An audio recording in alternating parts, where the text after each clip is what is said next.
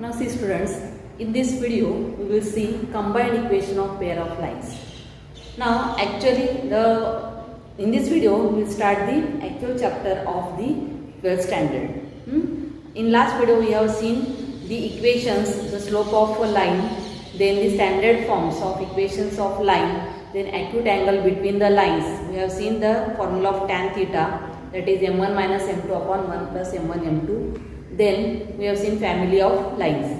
Now here we will see first heading of this chapter is a combined equation of pair of lines. Now here let's consider u as equation a1x plus b1y plus c1 equal to 0 and v has equation a2x plus b2y plus c2 equal to 0. These are two equations of lines. Then the combined equation of the line, then the equation u into v equal to 0. This is called as this represents the combined equation, or it is called a joint equation of pair of lines. This equation, then the equation represents combined equation of pair of lines.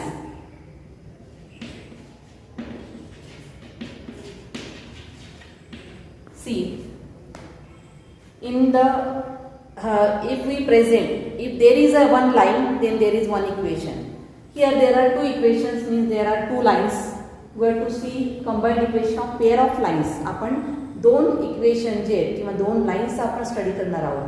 So consider u as a1x plus b1y plus c1 equal to 0 and v as a2x plus b2y plus c2 equal to 0.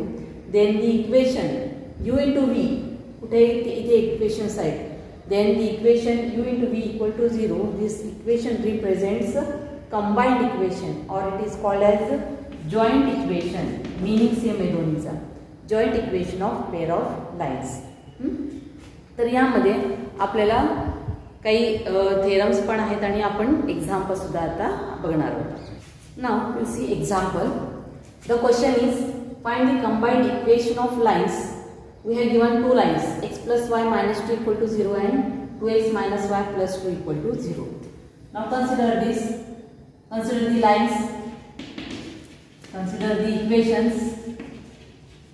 We have given the equations x plus y minus 2 equal to 0 and another equation is याला आपण u मानू शकतो आणि b equal to 2x minus y plus 2 equal to 0. Now the combined equation is combined equation घेताना काय घेणार आपण फक्त मल्टिप्लिकेशन घ्यायचा. u into v equal to 0 म्हणजे काय येणार x plus y minus 2 into 2x minus y plus 2 equal to 0. This is the combined equation u into v equal to 0 definition प्रमाणे. आता मल्टिप्लिकेशन घ्यायचं आहे. या दोन ब्रॅकेटचं मल्टिप्लिकेशन कसं करतो आपण. पहिल्यांदा x ने मल्टिप्लाय करणार, पुन्हा y ने मल्टिप्लाय करणार, पुन्हा 2 ने मल्टिप्लाय करणार. Multiply by this each term to this bracket. So we are first multiply by x to this bracket, that is x into 2x minus y plus 2. Then we are plus y, multiply to this bracket. Then again minus 2 into 2x minus y plus 2 equal to 0. काय केलं आपण प्रत्येक टर्मने या ब्रॅकेटला multiply केला. पहिल्यांदा x ने multiply केलं, पुन्हा y ने मल्टिप्लाय केला, पुन्हा -2 ने मल्टिप्लाय केलं. काय येणार इथे multiplication is 2x square minus xy plus 2x. Then multiply by y, it is a 2xy minus y square plus 2y.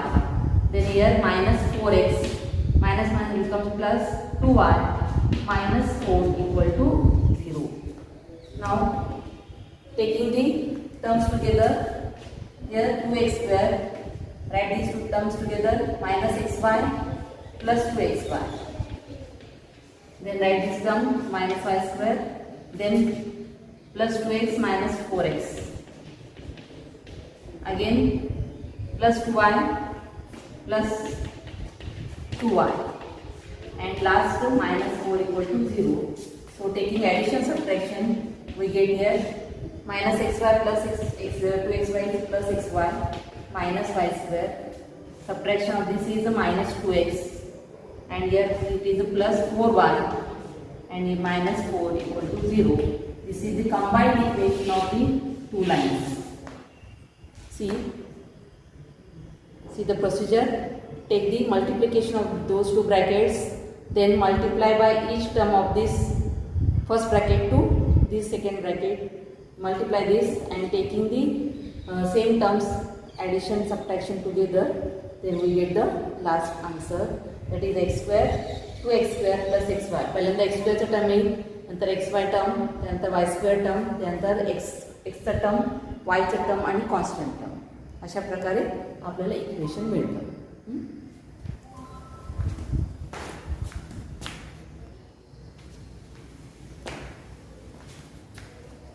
Now see students, this is the आधीचा जो एक्झाम्पल पाहिला होता तो एकदम सोपा होता. दोन इक्वेशन दिलेले होते, त्याचं कंबाईंड इक्वेशन काढायचं होता. तसे एक्झाम्पल पुस्तकात एक्सरसाइजमध्ये आहेत, ते तुम्ही सॉल्व्ह करायचे. आता मी थोडंसं वेगळं एक्झाम्पल जे आहे ते ट्विस्टिंग एक्झाम्पल, डायरेक्ट इक्वेशन दिलेलं नाही आहे. तर यामध्ये काय दिलेलं आहे, find the combined equation of pair of lines passing through the point -1 to 1 is parallel to x plus 3y minus 1 equal to 0 and other is perpendicular to 2x minus y minus 1, 2x minus 3y minus 1 equal to 0. म्हणजे आपल्याला अशी equation अगोदर तयार करावी लागतील की एक equation काय या लाईनला पॅरलल आहे, म्हणजे आपला यू जो इक्वेशन आहे it is parallel to this line, and v equation v जो आहे the line v is a perpendicular to this. म्हणजे डायरेक्ट आपल्याला यू आणि व्ही दिलेले नाही आहेत, तर यू काढावा लागेल आणि व्ही काढावा लागेल. मग त्याला आपण L1 आणि L2 म्हणूया. आपण यू व्ही मानलं तरी चालेल. मग पहिल्यांदा आपण काय घेऊया, let L1 be the line passing through, कशामधून जातो, -1 to, passing through -1 to and कुठे parallel to x plus 3y minus 1 equal to 0. मग आता slope of line x plus 3y minus 1 equal to 0 is, आपल्याला माहिती आहे स्लोप, आपण slope पाहिलेलं आहे. समजा a plus by plus c equal to 0 हा जर इक्वेशन असेल तर याचा स्लोप कसं काढतो आपण, स्लोप इज -a/b. त्याप्रमाणे याचा स्लोप डायरेक्ट काढायचा. इट इज अ मायनस, इथे काय येणार, a इज 1 -1/3 -a/b. आता काय म्हणलेलं आहे, parallel to, therefore slope of line L1 is, आता आपला जो रिक्वायर्ड लाईन L1 आहे तो याला पॅरलल आहे. आपण पाहिलेलं आहे मागच्या व्हिडिओमध्ये, if the lines are parallel, angle झाल्यानंतर टॅन थीटाचा फॉर्म्युला झाल्यानंतर तुम्हाला 2 रिमार्क लिहून दिले. त्यामध्ये काय म्हणलेले, slopes of lines, if slopes of lines are parallel then slopes are equal.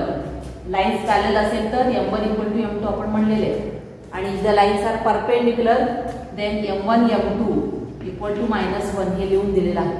मग त्याचा इथे उपयोग करायचा. लाईन इज पॅरलल टू दिस, याचा स्लोप -1/3 आहे, म्हणून L1 चा स्लोप काय येणार, -1/3. झालं, स्लोप मिळाला आणि पॉइंट आहे. मग आपण स्टँडर्ड फॉर्म्स पाहिलेले, स्लोप पॉइंट फॉर्म. पहिला इक्वेशन तुम्हाला सांगितलं महत्वाचं आहे म्हणून. The slope point form is y - y1 is m into x - x1. हा फॉर्म्युला इथे वापरायचा आपण. म्हणून काय येणार इथे, therefore the required line is, the required line L1 is and y - y1. तुम्ही लिहू शकतो आपण युजिंग स्लोप पॉइंट फॉर्म म्हणून लिहू शकतो आपण, असं लिहू शकतो, is using slope point form. थोडं लेंदी होणार, इज मग फॉर्म घ्या, y - y1 is m into x - x1. यामध्ये y1 means this point, x1 y1 is -2 and slope is -1/3. X minus x1 is -1, it becomes -1. doing cross multiplication, it is 3y minus 6 equal to minus x minus 1. Therefore, we get x plus 3y minus 6 plus 1 equal to 0. So, we get the equation as x plus 3y minus 5 equal to 0. We get this one equation. अशा आपल्याला दोन equation काढायचे. L1 म्हणजे u मिळाला, तर आपल्याला v काढायचे. मग v काढताना कसं काढणार? पुन्हा सेंटेन्स बघायचा. Other line is perpendicular to म्हणलेलं आहे. मग लेट इथे काय घेणार आपण? Let L2 be the other line, be the second line किंवा अदर लाईन म्हटलं तरी चालेल. पासिंग थ्रू काय म्हणलेलं आहे? -1 2 and perpendicular to the line 2x minus 3y minus 1 equal to 0. मग पुन्हा याचा स्लोप काढायचा. Slope of 2x minus 3y minus 1 equal to 0 is, याचा स्लोप काय येणार? It is minus a upon b, that is minus 2 upon minus 3. Minus 1 becomes plus, it is 2 upon 3. Directly लिहिलं तरी चालेल. आता therefore slope of line L2 कसं आहे? याला परपेंडिक्युलर आहे. आपण काय म्हणलेलं आहे? Second line is perpendicular to the line. मग आपल्याला माहिती आहे परपेंडिक्युलर लाईन असेल तर कंडिशन काय असते? m1 m2 इक्वल टू -1 और m2 इज इक्वल टू हा मीन 2 आहे, म्हणजे इथे असेल -1 upon m1.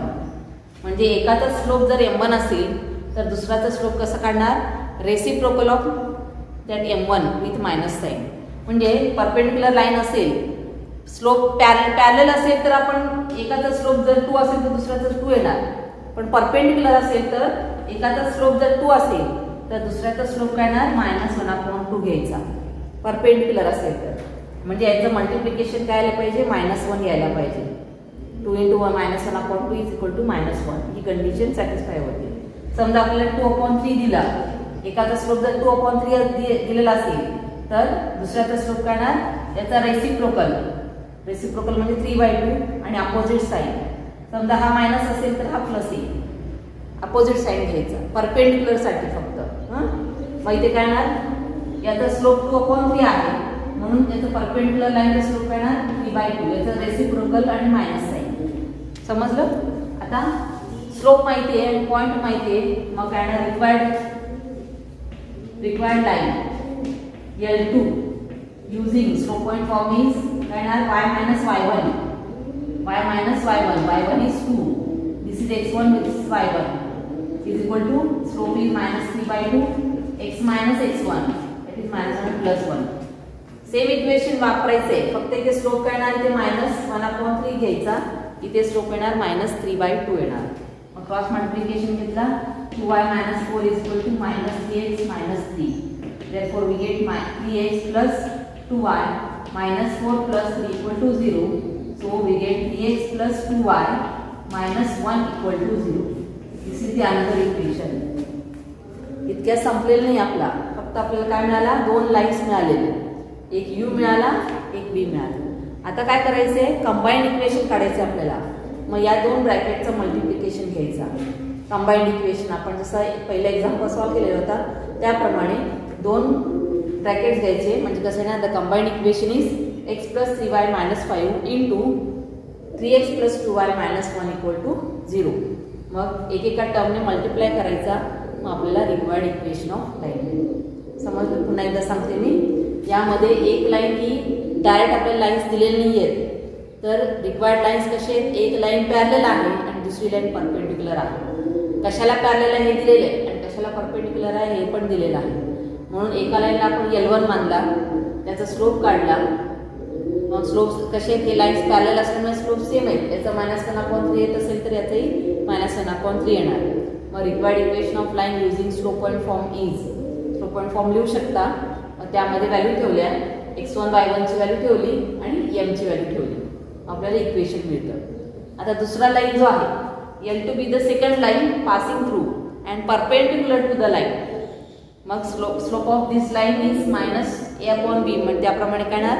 -2 upon -3, that is 2/3. Since required line is perpendicular to given line म्हणून slope of line L2 is minus, याचा रेसिप्रोकल येणार 2/3चा reciprocal 3/2 with minus sign. So required line L2 is using slope point form असं लिहू शकता. y minus y1 is equal to, मी direct लिहिलेला आहे y मायनस y1, y1 कुठे इथे x1 y1, y minus y1 is equal to m into x minus x1, minus minus plus होणार आहे. मग क्रॉस मल्टिप्लिकेशन घेतलं तर आपल्याला इक्वेशन मिळतं. This is u, this is equation u and this is equation v. Now taking the combined equation we get the required combined equation of pair of lines. फक्त आता multiplication घ्यायचा. समजलं? हा example आला तर 4 मार्काला विचारू शकतात परीक्षेला. आधीचा जो एक्झाम्पल आहे तो 2 मार्काचा आहे.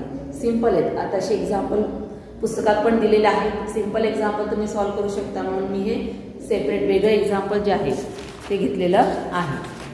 Now see next type that is the separate equations. आता या अगोदर आपण कंबाइंड इक्वेशन काढला होता, म्हणजे तिथे सेपरेट 2 इक्वेशन दिलेले होते u आणि v, मग त्याचं आपण कंबाइंड इक्वेशन काढलेलं होतं. आता आपल्याला कंबाइंड इक्वेशन दिलेलं असेल ते दोन्ही सेपरेट करायचे.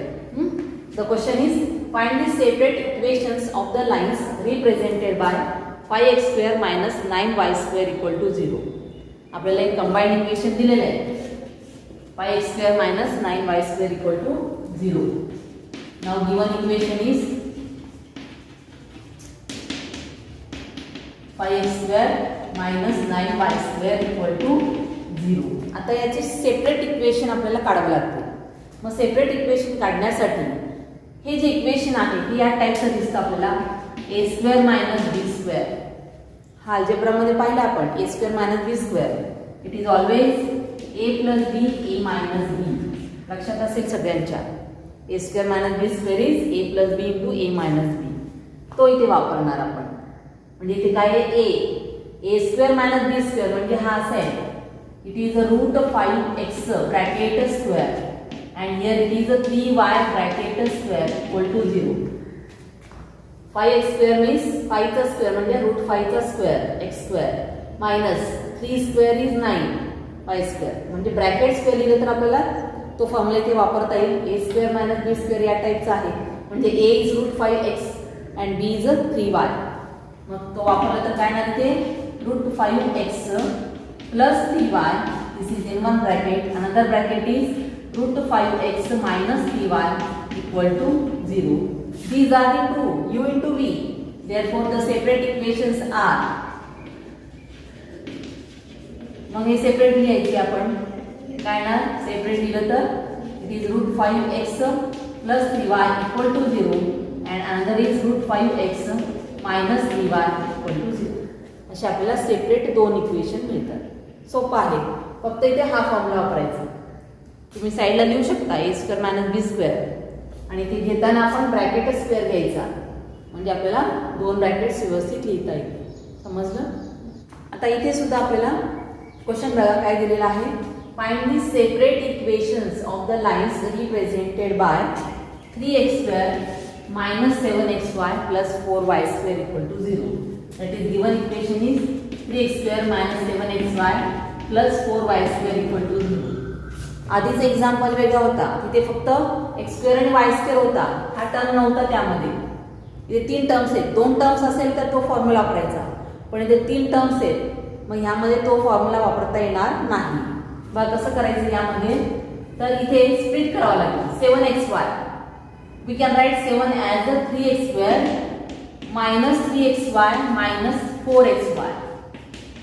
बघा काय केलं मी यामध्ये 7xy जो आहे तो काय लिहिला -3 -4. इथे -3 काय घेतला इथे 3x² आहे म्हणून आणि ते 4. आता 7 जो आहे तो असा लिहिता येतं आपल्याला 5 + 2 4 + 3 6 + 1 काही घेऊ शकतो आपण यामध्ये. पण इथे काय घेतलं 4 3 का घेतला हाच का घेतला कारण ते आपल्याला सेपरेट आपल्याला कॉमन काढता येईल. हे जर घेतलं आपण तर कॉमन काढता येणार नाही म्हणून इथे काय घेतलं आपण 3 आणि 4 असे 7चे फॅक्टर्स घेतले आपण. फॅक्टर्स म्हणण्यापेक्षा ॲडिशन 7 इज 3 + 4. मग इथे काय इथे मायनस साईन असल्यामुळे इथे मायनस साईन इथे पण मायनस साईन लिहिला. समजा इथे +3 7xy असेल तर प्लस प्लस येणार दोन्हीकडे. तर इथे मायनस साईन असल्यामुळे इथे पण मायनस साईन दिला आपण. आता या दोन्हीमध्ये आता हे सेपरेट देऊ आपण. या दोन्हीतून कॉमन आपल्याला 3x काढता येईल. यामध्ये राहणार x मायनस वाय आणि इथून काय कॉमन निघेल मायनस 4y कॉमन निघेल. इथे राहणार x minus y equal to 0. मग आता कॉमन काय असेल x मायनस वाय कॉमन काढता येईल आणि दुसऱ्या ब्रॅकेटमध्ये येणार 3x minus 4y equal to 0. झालं. दोन आपल्या ब्रॅकेट्स मिळालेले. Therefore the separate equations are लिहिता येईल आपल्याला सेपरेट इक्वेशन्स आर काय येणार मग x minus y equal to 0 and another is 3x minus 4y equal to 0. दोन्ही एक्झाम्पल मी घेतलेले. दोन फक्त एक्स स्क्वेअर आणि वाय स्क्वेअर दिलं तर आपण ए स्क्वेअर मायनस बी स्क्वेअरचा फॉर्म्युला वापरणार. पण जेव्हा 3 टर्म्स दिलेले असतात तेव्हा मिडल टर्म जो आहे ते स्प्लिट करायचा. पण कसं करणार आपण कॉमन काढता आला पाहिजे असे घ्यायचे आपण. मग इथे 3x कॉमन काढता येतं, इथे 4y कॉमन काढता येतं. मग कॉमन निघतं x मायनस वाय आणि 3x minus 4y in another bracket. अशा प्रकारे आपल्याला सेपरेट इक्वेशन्स काढता येतात. म्हणजे आपण दोन्ही प्रकारचे पाहिलेत. कंबाईंड इक्वेशन काढायचं पाहिला आणि सेपरेट इक्वेशन्स. कसे प्रश्न कोणतेही परीक्षेला विचारू शकतात. 2 मार्काला असेल किंवा 3 मार्काला किंवा 4 मार्काला विचारू शकतात. सेपरेट इक्वेशन जर विचारलं तर फक्त 2 मार्काला एक्झाम्पल विचारू शकतात. तर एक्सरसाइज जो दिलेला आहे तर तुम्ही सॉल्व्ह करायचा आहे. त्यात काय अडचण असेल तर तुम्ही विचारू शकता. Okay, thank you.